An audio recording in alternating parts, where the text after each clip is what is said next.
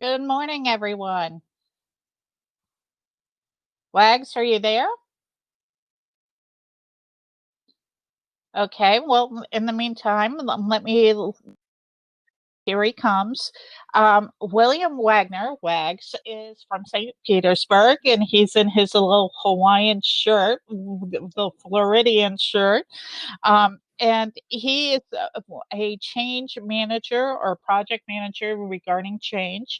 Has dealt with transitions with mergers and acquisitions in areas of sales, warehouse distribution, marketing, and technology, which applies to everything that we're dealing with today. He has taken ideas and brought them to actually opportunities for businesses on a consultant basis and also as an employee. He is known for the intricating problem solving, team building, and engaging communication for results. We just had a great conversation regarding Andrew's points of view and how it's so important to the communications process of engaging for results. So, no further ado, I introduce you to Wags, who is going to let us know about how to build teams to make the world go through this times of change. Excellent, excellent. Thank you so much. Going to make sure I share the right screen here. All right. Well, hey everybody, it's Wags. I'm Wags. I love when teams perform and and as a result win. So, and the characteristics of those teams and the organizations that they belong to that I've learned are consistent in sports as well as in business. So, in business, teams that kind of keep the world going round embrace high performance and GSD. For those of you that might not be as familiar with GSD is get stuff done, but typically not necessarily saying stuff. But either way, before we get started, though, I'd like to thank everyone that's been involved with this wonderful event because every time I get a chance to talk to people that have an interest in the art and science of managing projects, programs, portfolios, and the like, I get pretty excited about it. And the reason I get excited is because I know that you guys, the audience here, are like-minded to me. And I know that some of your own thoughts that relate to the topics and your own experiences that will resonate with the others that are also here in this session. I encourage you to share those thoughts and experiences in the chat window.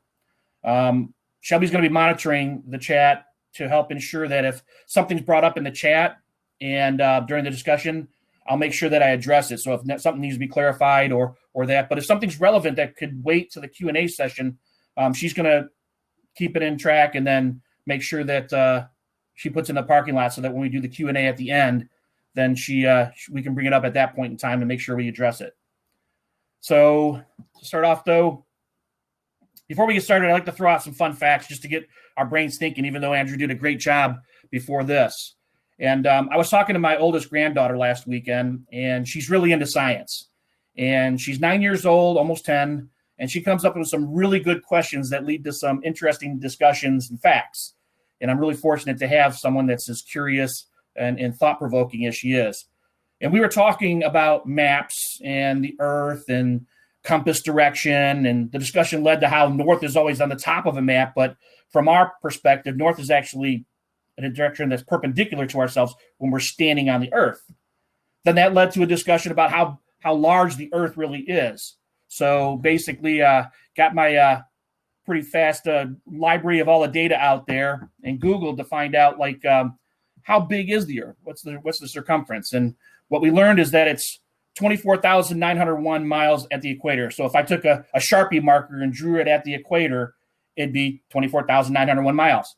If you're curious about how round the Earth is at the latitude where Miami is, it's 22,426 miles. And then she asked a question and made a statement that really got us talking, which was, well, if that means we're moving around in 24 hours, then that means we're going about 1,000 miles an hour. How do we not fly off the Earth? And that was the invitation to talk some science with her. So with that said, I went back and thought about my physics history and my engineering degree. And then after that, I remember that it was 9.8 meters per second squared is how the force of gravity. And then after that, we went back to, Google and tried to figure out like what do we need to know in order to determine why we don't fly off the Earth.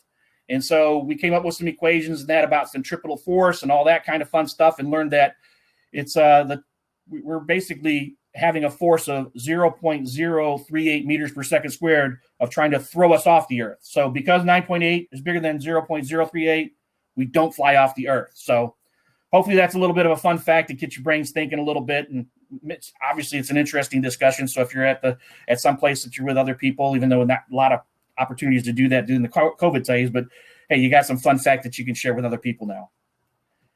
So as far as a little bit of a journey about myself, my journey from, being a young boy, just starting to learn about the wonders of technology, to maybe my more recent in-person presentations in early 2020 before COVID shut us all down. And then if there was a stage in between, I graduated with a computer science engineering degree. I thought it was interesting. Andrew said he graduated with a computer science engineering degree from The Ohio State University, and I graduated with a computer science engineering degree from the University of Toledo, which is in Ohio, which I thought that's really weird to have two speakers in a row that you have computer science engineering degrees from Ohio, right? So go figure. Another fun fact, right? So anyways, one of the things I've been blessed by, though, is I've been fortunate enough to be on teams that re-engineer the way a large multi-billion-dollar corporation went to market that ultimately resulted in the implementation of SAP. And I was on a team that started a company that led to transforming the industrial automation industry, and a team that took 200 or more OEM and service providers for an automotive manufacturing facility being stood up and built a revolutionary maintenance management system. And then also a team that took a family-owned manufacturing company and through an acquisition that made the family billionaires. So I've had a lot of opportunities to do a lot of things with a lot of different teams, which gives me somewhat of an impression as to what makes teams. So what I've done throughout that time has been, I've been curious and paying close attention to what particular things made a difference. And by following the footsteps to the common past and researching what I witnessed, I began to use those particular make a difference types of things to influence where I was to help myself achieve most effectively, as well as help others on my team achieve most effectively, and even help my organization, achieve most effectively through the team success and all the way through the celebrations that we could have based upon the results that we were producing. So what I'd like to do during the time that we're together is I want to present some ideas to all of you about what I did personally observe through my career, as well as teach you some things about, or present some things about the research that I've done since then to make sure that I had a better understanding of what I had observed. Also, I'm going to also present some concepts, tools, and techniques that after some picking of each other's brains, my collaboration partners and I came up with. We created some ideas and techniques and tools and implemented them to help team members, teams, and organizations become a little bit more successful. So before we get started, here's an opportunity for you to do some sharing with others and spread some insight across the network that we have right here. And your voice should be presented through the chat, similar to how Andrew did it. And so to ask a quick question, how many of you are familiar with sports? I mean, if you're familiar with sports, use the chat. Let me know what sports you either played, like when you were younger, or even still continue, or what sports you enjoy to both watch live or on TV or other media. Anybody?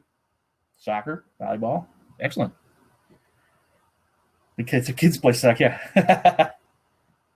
Awesome. Good. We have some people that understand sports and recognize that. That is great. Very cool.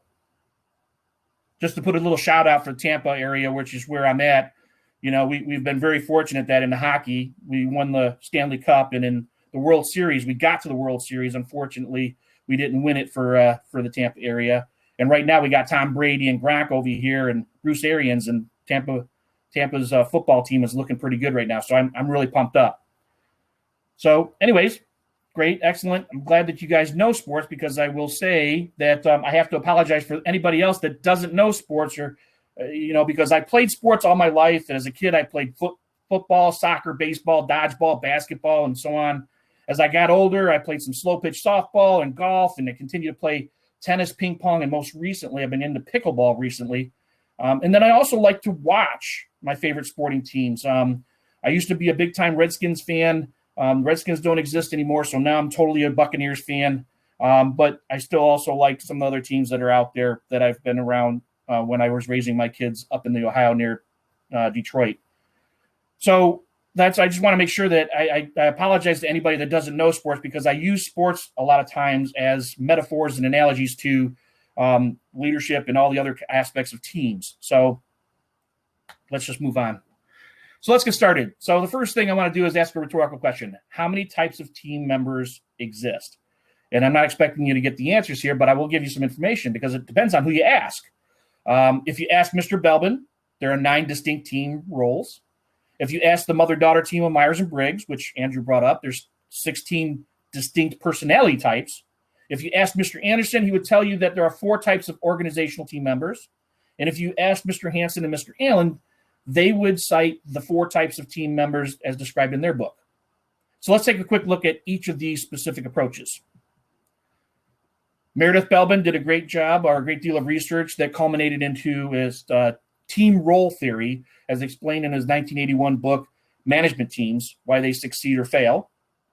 Belbin described the 9 distinct team roles with specific expected behaviors and risks associated with those who play those roles on a team.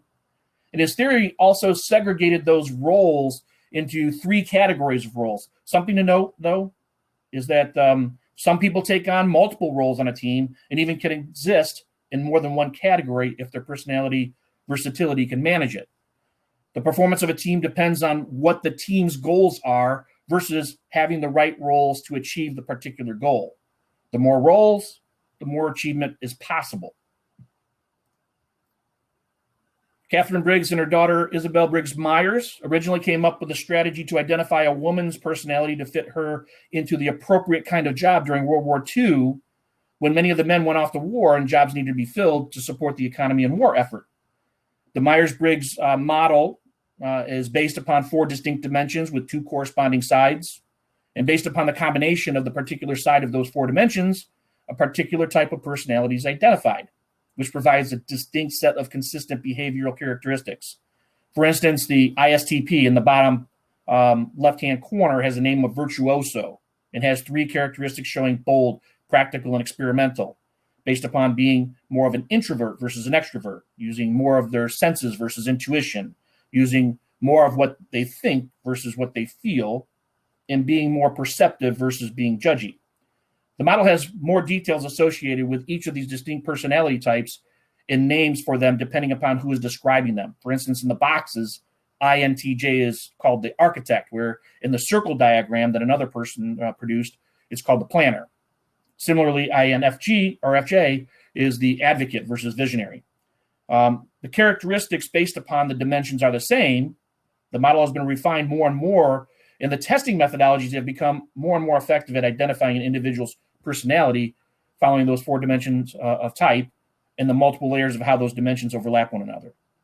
But the model has become one of the most widely used personality tests in business, but it's lost some of its luster due to how an entire industry and pop culture has taken over by describing fictional characters and giving people the notion that they can aspire to have a specific personality type when typically your personality type is based upon deep-rooted and established identity factors. Dave Anderson has written multiple books about strategy and execution and how it plays a role on performance. In his book, Unstoppable, he describes 4 types of team members within an organization. They are specifically named undertakers, caretakers, playmakers, and game changers. Each type of those team members has a description, but it's not based upon the role a team member plays or the personality type a team member possesses. It's based upon whether they are committed in making a difference. In effect, it's about the team member's attitude. So basically, Dave's position is that the organizations need to be filled with game changers. And to do that, those who are not already in the right game changer mindset need to get to that right mindset to produce the results that game changers produce. And then Mark Victor Hansen and Robert Allen wrote a great book entitled The 1 Minute Millionaire, which included within it a description of the 4 types of personalities found on teams, namely hares, owls, turtles, and squirrels.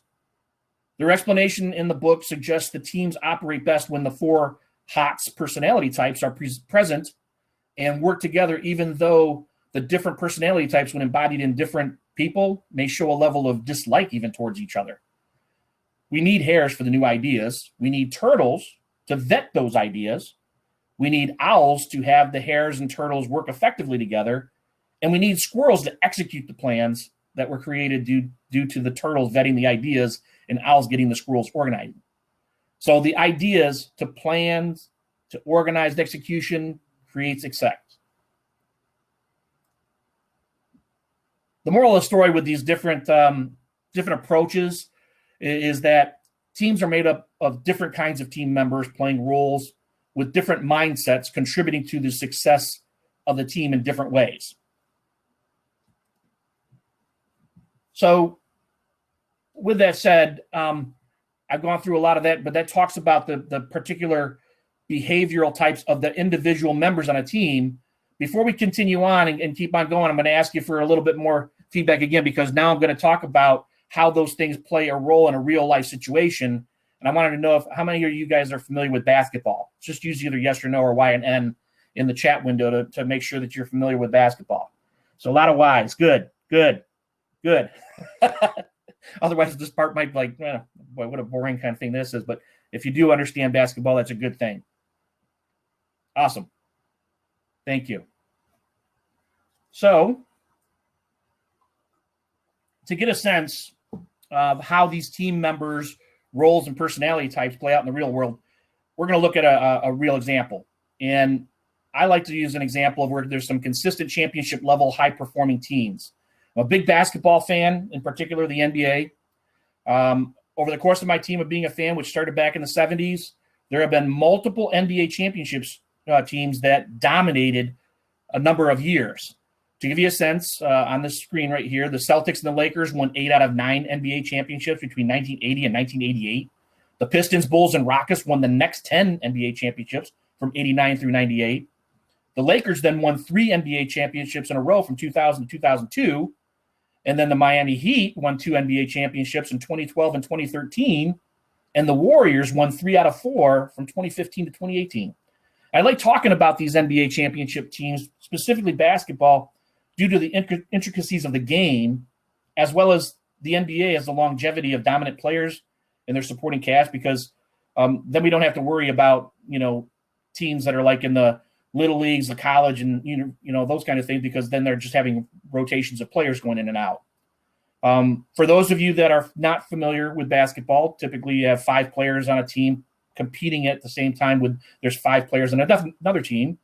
And then teams typically have 12 eligible players available to play, which can be substituted in throughout the game, and which may change the dynamics of the team in terms of strategy and resulting performance.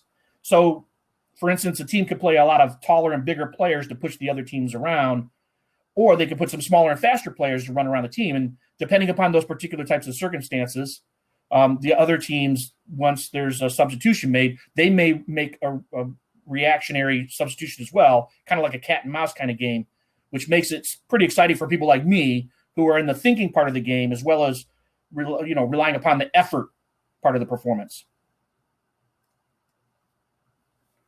And because one of the keys to having a championship or high-performing team is to have some superstars in the team, but having superstars on the team doesn't necessarily produce championships. In effect, it gives the opportunity to possibly win championships. There's a saying that one of my coaches used to say to us that I started saying when I started coaching my kids, which is talent doesn't win games, performance does. And what it means is that you only when you need to do what you need to do at a time will you then do it if you want to win. And that's when winning will become a result. Because if you don't need too much to do to win, then you don't do too much. You don't have to do too much.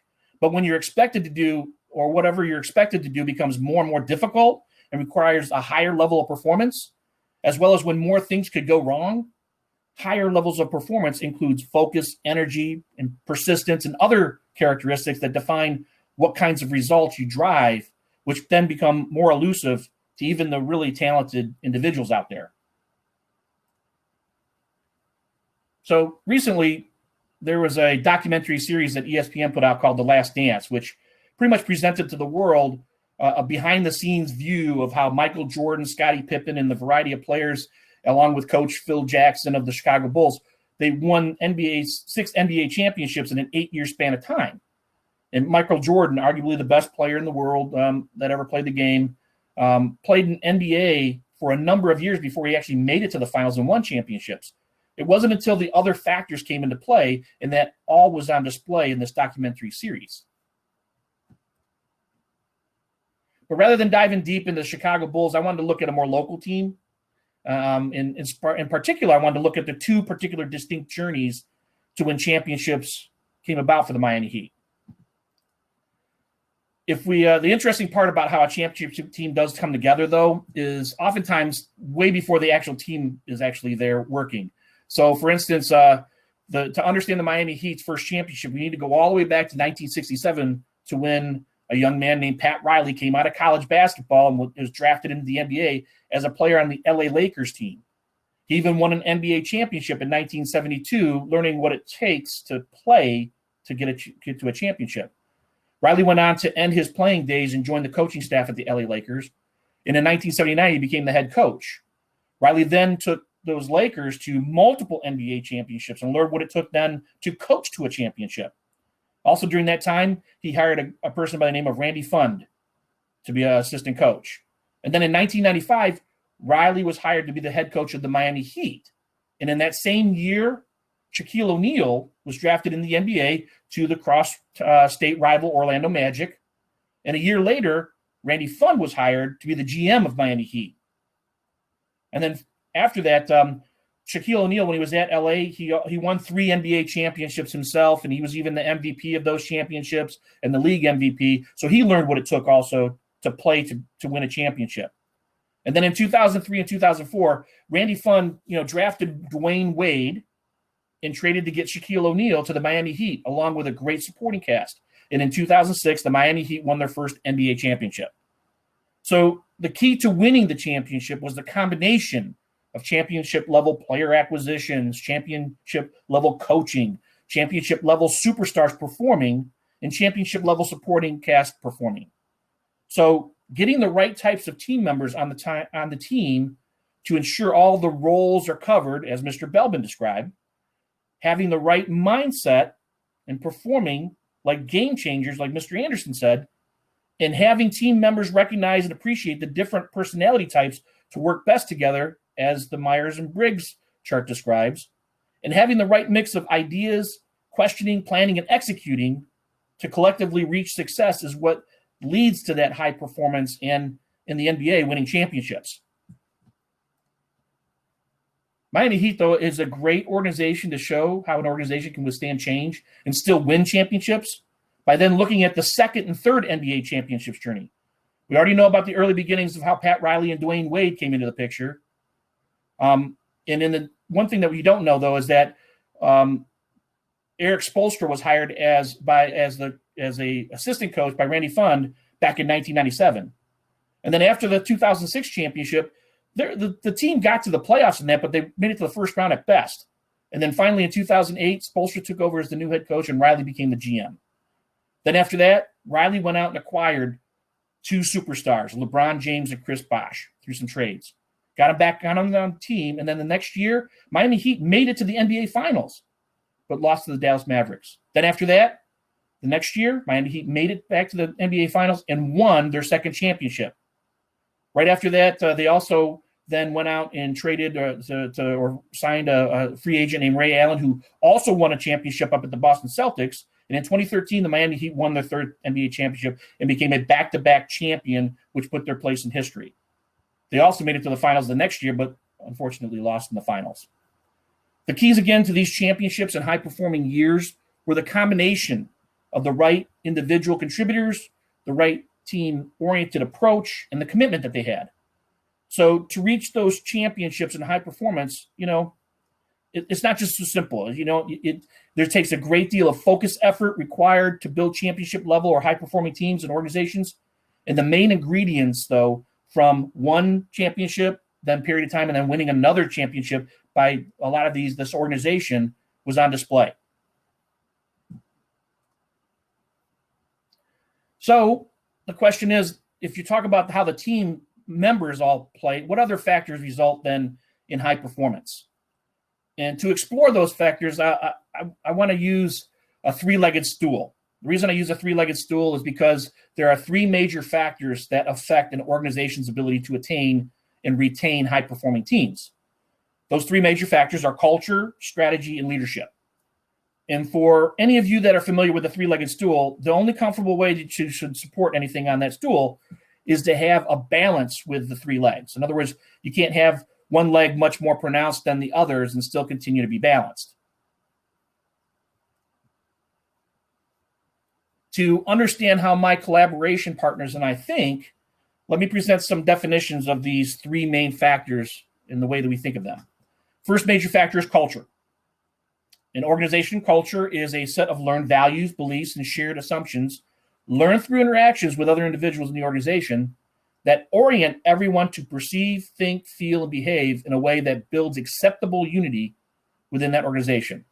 So if you have an organization that constantly questions the status quo and is all about new innovation, then the actions among people throughout that organization will drive a culture that either makes that possible or not. I mean, I've been with startups that at one point had impromptu collaborative sessions over a game of foosball.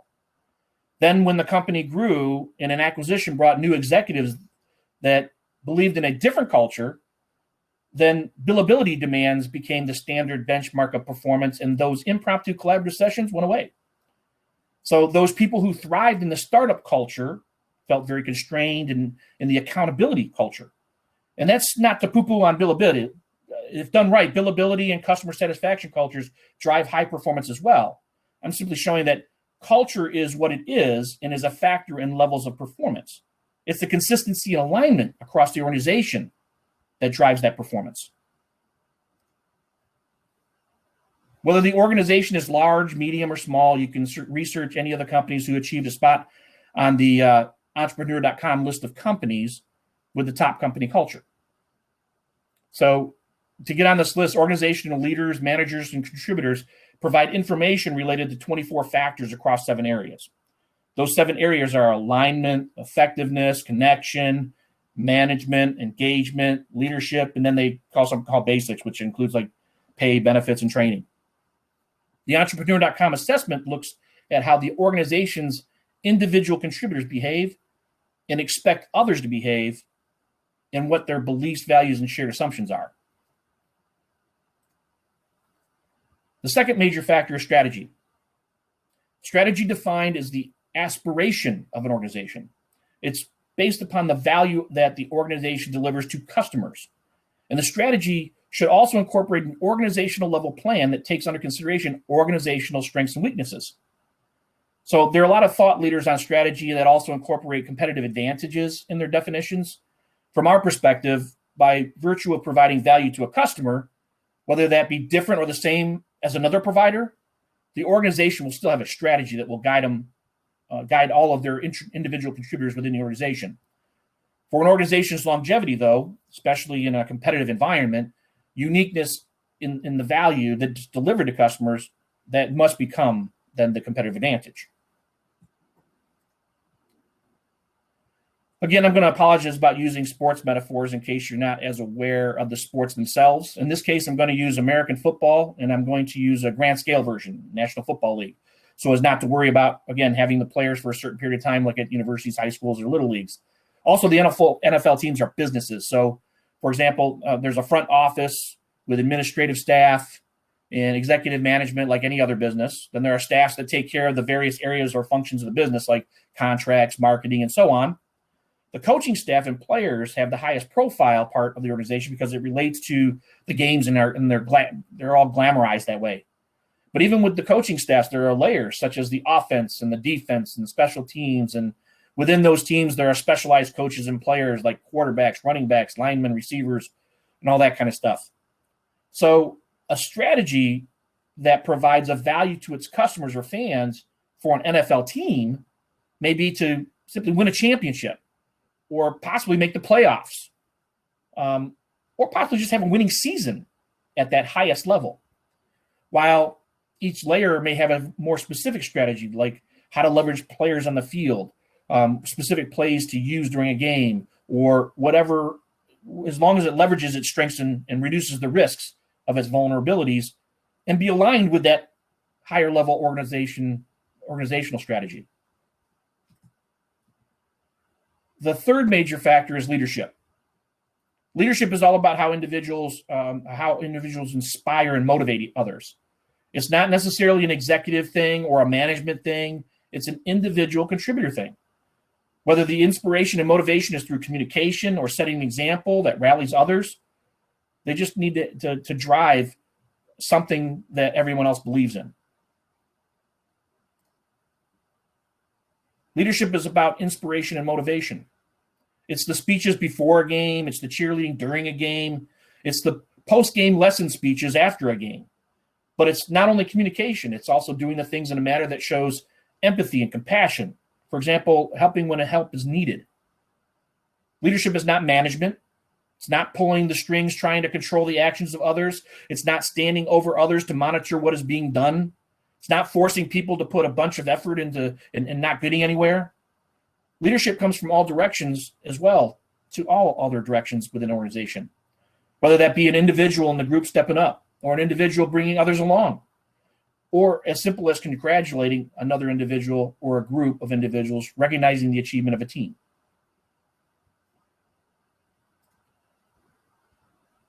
The true key, though, to building a foundation that allows an organization and teams within it to reach that championship level or high performance is to possess all three of these major aspects and get them to work together. So who we are, what we aspire to do, and how inspired we are to do it. And those three major factors then have to be aligned and energized together to determine the strength of that foundation to produce those high-performance teams. So, knowing the major aspects of a strong foundation to attain high performance, the specific goal of championships or high performance is clearer, similar to how an X marks the spot on a treasure map. You now know where you need to go, the path. But the path to converting the potential of a strong foundation into the actual high performance, though, it's not so clear until you know where you are, where your organization is. So with this, here's another opportunity for us to share with one another. There's a lot of assessments and things like that. How many of you have taken an assessment or survey to gather data to support the company's performance in its culture, strategy, or leadership? What kind of assessments have you done, if any of you have?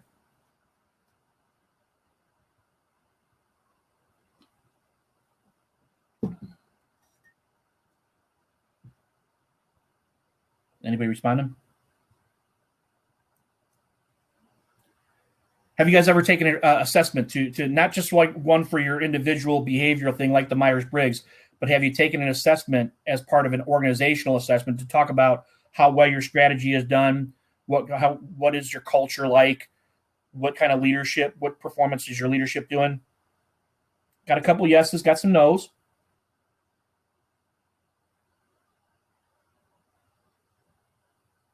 Okay. Got some folks that have and haven't, which is common. Some organizations do it, some organizations don't. Excellent. Thank you. Thanks for the responses. All right. Well, so to get a sense as to the degree of that balance for an organization, my collaboration partners and I feel that assessments need to be employed. And there's many different kinds of assessments that are available. Those we feel are the most effective are those that have an abundance of research behind them and require special training to actually fully leverage them. So for my collaboration partners and me, we use individual contributor surveys, facilitated group discussions, one-on-one coaching sessions to collect data that then can be entered into these variety of assessment systems. And then my team then gets together and discusses the raw results produced by these assessments to ensure that we are fully prepared to address the questions that our clients will have after we present those results to them. And then my team creates a set of charts that we could use to then present the results from those assessments, indicating basically also what the target opportunities could be. And then some of these charts are directly produced from the assessments, but some of them are actually just representations of the analysis that we've done on those assessment raw results. In effect, what we're doing is we're basically putting out the starting point on the map. So now that there's a starting point indicated through the assessments and an X marking the spot where there's a desired end point, a path then to success becomes apparent. However, in all transformational journeys, there are obstacles. I mean, if it were easy, everyone would do it, and there would be no need for building expertise within the organization or calling upon expert assistance or guidance to help along the journey. And there will be typical obstacles that, folks that are thinkers and doers and those that are committed to the effort, they'll be able to figure out how to avoid and overcome them. And depending upon the various paths to take, some more or less time and effort will be required to reach that destination.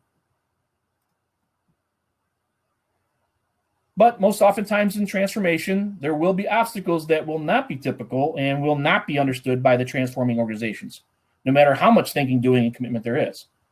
So during these times, new knowledge, skills, and expertise are required to be able to avoid and or overcome those obstacles. If not, attaining the end result of a transformation can become elusive and ultimately be abandoned by organizations whose commitment was not worthy to really reach that championship level or high performance. So the transformation journey is not easy, though. It requires commitment, focus, and discipline. And individuals within organizations can get frustrated, down in the dumps, or angry when not achieving the kinds of results that they feel they're not worthy of. And the path to preparedness to successfully overcome those obstacles that plague an organization, such as like team member discontent, lack of trust, non-engagement, misalignment, and a bunch of others, it's to power up the strengths and shore up the weaknesses through some sort of exercise. And then by learning the new knowledge, skills, and expertise required that was maybe not native, but was holding the organization back. And although I showed figures exercising in the previous slide, the types of activities that we employ to help organizations unlock potential and provide opportunities for learning are basically activities where you require thinking, communication, cooperation, collaboration, creativity, acceptance, leadership, focus. We also ensure that there's a reasonable amount of stress through these through competition, conflict, and scarcity, so we can prepare the individuals for times when they need to dig deep when necessary. Another sports coaching adage I subscribe to is you play how you practice. And when I was a coach, I had my teams practice harder than when they were playing in games so that they were prepared for when they had to play in the game.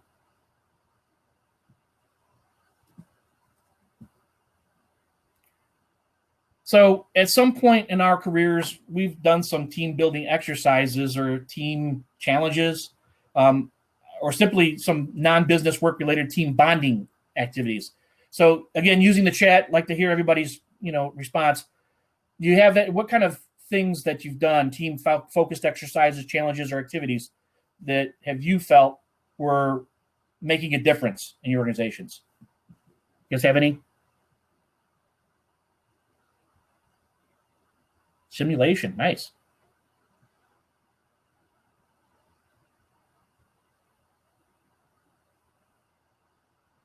Anybody else?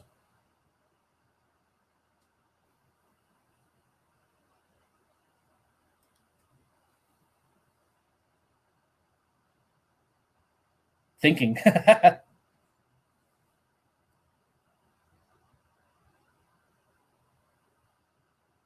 I found even some of these, some of the other PMI kind of events, like the Narrow Chapter meetings when we used to get together and that sort of thing. Some of them will put, like even the ones that are focused on Agile, they do a little bit of Agile types of things that show the effects of following an Agile type of thought process. But those are cool. Scavenger hunts, yeah, I like those.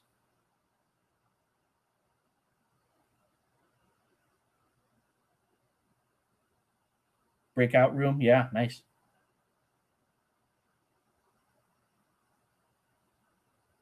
Video presentation contest. Very cool. Very cool. Well, thanks. Thanks for the feedback. I like those. Well, so some individual contributors on teams, they'll become enlightened sooner than others. As an organization, high performance will stay elusive if those individual contributors try to go out and get to the destination on their own. Instead, those particular enlightened individuals, they need to embrace leadership roles, whether they be in management or not. They need to help others out and up when they need it and can benefit from it. So they need to help others reach new levels. Eventually, your leaders will stand out, and teams throughout the organization will begin to follow or show appreciation of those leaders and celebrate together when high-performance actions begin to show high-performance results. Once the transformational knowledge, skills, and expertise have become like habitual activities and fully embraced by the organization, individual contributors, the path and the map from where an organization starts to where it wants to be, it won't be so daunting. And the obstacles will only require the new known and practiced ways required to avoid and overcome those previously thought to be challenging obstacles. This presentation pretty much has been about high-performance teams. And the reason that my collaboration partners and I think and feel that high-performance teams and their organizations are important is because of our view on what customers deserve in the market. And we pretty much start everything from a customer's perspective. So we expect our clients to complete a customer perception index assessment where their 10 largest customers, 10 newest and oldest customers, and their 10 smallest customers even participate. And this isn't like a net promoter score. Those are important because they discover which customers are going to help a business thrive and what they value, which is being delivered to them. A customer perception index assessment is more related to a customer's perception of the behaviors of the client and shows where consistency of behavior, no matter what size of a customer or how new a customer exists. So we then leverage that information using our certified customer experience professional and business relationship management professional expertise to assess that organization's culture, strategy, and leadership. And then how that plays a role in the behaviors that a customer perceives. Basically, establishing that X on the map, which is representing the level of customer satisfaction that they have, as well as to where they're desired.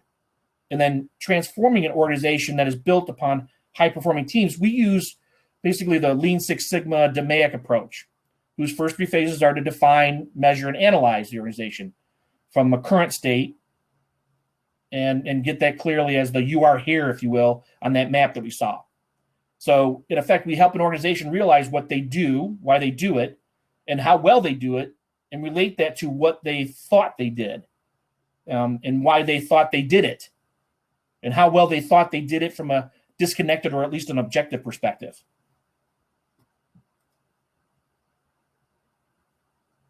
But then establishing that X marks the spot representing that new level of customer satisfaction is desired and transform an organization into that into a new set of phases where you want to improve and control what the transformation journey would be like. We then follow our typical project management kind of approaches and change management approaches to help that organization build those new knowledge, skills, and expertise so that it can reach that high performance and deliver what those customers seek. And once we have that organization operating in a way that really oozes high performance, we guide and assist that organization to sustain that required set of things by following some certified objective and key results or KPIs, and then also use some certified professional coaching expertise to ensure that they stay delivering what they've been delivering and how they're performing. But in conclusion, I think that we all agree high performance matters. It's what generates more happy customers, if not raving fans of the why, what, and how an organization delivers value. With happier customers, high performance produces higher profitability, and there's tons of studies that prove that. But you don't have to use our blueprint, to be successfully attain those high performance. There are other approaches and techniques to get teams and organizations to a championship or high performance. You need to first think that it's attainable.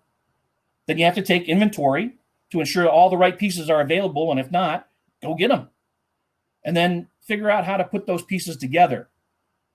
And then after that, continue to look for opportunities by discovering missing pieces, as we all should be comfortable with the fact that nothing's perfect and improvements are always available.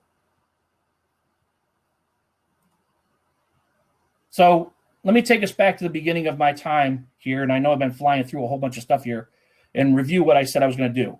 I said the objectives of the session were to present some ideas about what I personally observed and what I've researched.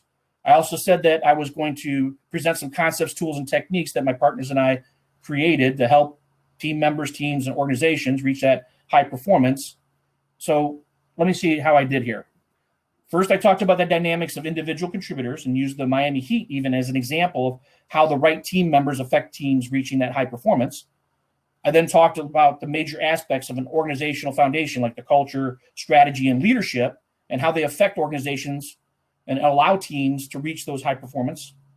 And then I talked about the transformation from an organization or team that wants to reach that high performance to one that attains it and retains it by how my partners and I follow that DMAIC approach, our blueprint, if you will, and all of our expertise to do that. So we've flown through a whole lot in this short period of time. My goal was not to shortchange you, but to encourage you and strive for that high performance, and then give you a belief that you can reach that high performance and show you at least one way in which you can take action to get there. So at this stage, I know we got some time here, but I will invite any questions that you may have. I don't know if anything has been put on the parking lot or if you have questions right now to have me address.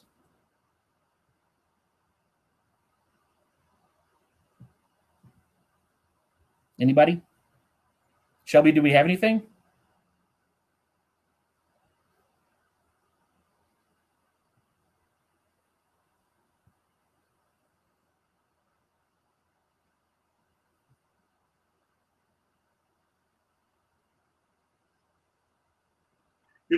Wags, I don't see any major questions right now. Oh, here comes Corey. She'll take over for me. Go ahead, Corey. Okay. Shelby had some computer difficulties, Wags, so I'm going to close you out. I don't see any Q&A, and I don't see any specific questions. What is the best measurement? Peter Grant. I see it now. What is the best measurement to see if a team is achieving at high performance? Yeah, nice. I guess the best way to describe what kind of assessment that we could use, we use a tool that gives us the ability to look at alignment more than anything for an individual team. So we have each individual participant go through an assessment that describes what their preferences are based upon a set of criteria that's listed. So they'll have 4 or 5 things. They can resort them and go on to the next one. And when you have great alignment with how everyone sees what's being done and how it's being done and the behaviors of their teammates, the more alignment, the more level of high performance it's actually achieving. Now, I will tell you this much, though. There's a lot that has to go with the strategy to determine if it's really high performance. If anything, it might be humming along and working well, and everybody knows how to work together.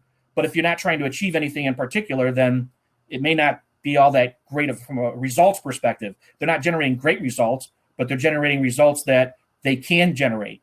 So it becomes a little bit more of an important aspect of what's their goals and what's the strategy associated with it, along with the performance of the individuals on that team, and are they all being aligned with how the team should behave with one another. Hopefully I answer the question.